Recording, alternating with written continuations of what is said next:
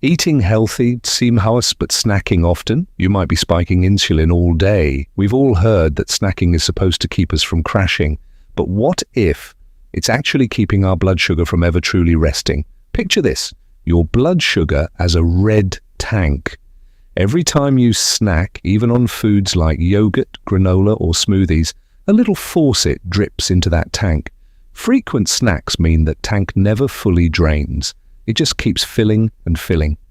You know what the crazy part is? You don't need massive sugar spikes to create a hefty insulin load. Even those small, healthy bites can do it. In practical terms, that means our insulin, the body's storage manager, is always on call, constantly storing, never clocking out. And that's where things get really interesting. So, we've all heard that frequent snacking can keep blood sugar elevated, but there's more to this story. Here's what's actually happening inside your body. Insulin acts like a busy storage manager. Its job? Move glucose into cells and signal storage, like a diligent traffic cop directing cars. But when we're constantly munching, yogurt here, granola there, insulin can't clock out. It has to keep working, and that means less fat-burning time for your body. And you know what the crazy part is? Repeated insulin signals lead to a kind of traffic jam. Over time, your cells might become responsive. Think of it this way. Imagine a highway where cars keep entering, but the traffic police are overwhelmed. That's insulin resistance. All those signals keep coming, and there's nowhere for the cars, glucose, to go. But wait, there's another twist.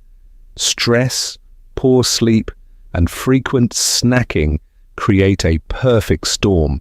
They can lead to higher baseline glucose and insulin levels. It's like adding more cars to our already jammed highway.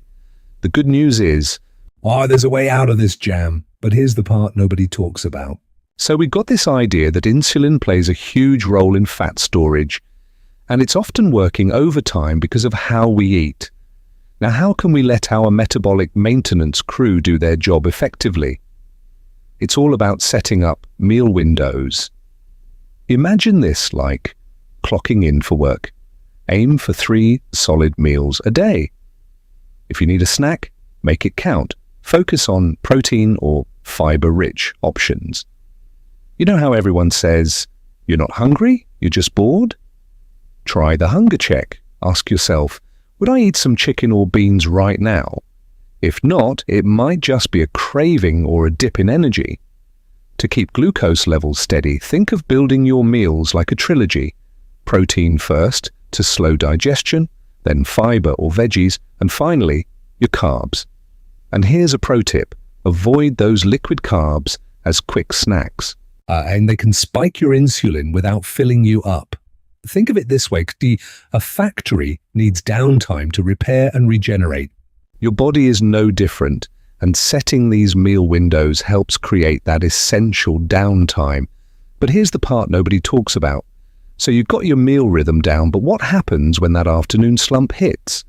We've all been there, reaching for snacks just to keep moving. Here's an easy fix. One of the biggest hidden triggers is under-eating protein earlier in the day.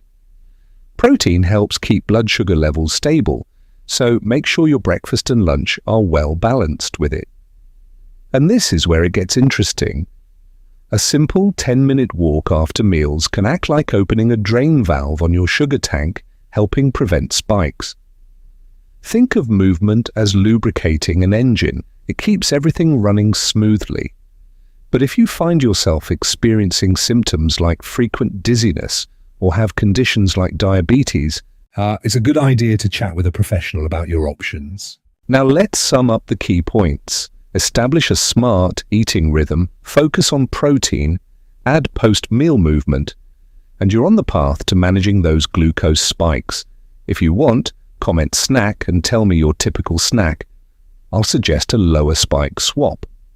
And if you have diabetes, take glucose-lowering meds, or have frequent dizziness, shakiness, talk with your clinician before changing meal timing. Remember, this is educational content. Always consult your doctor for personal medical advice.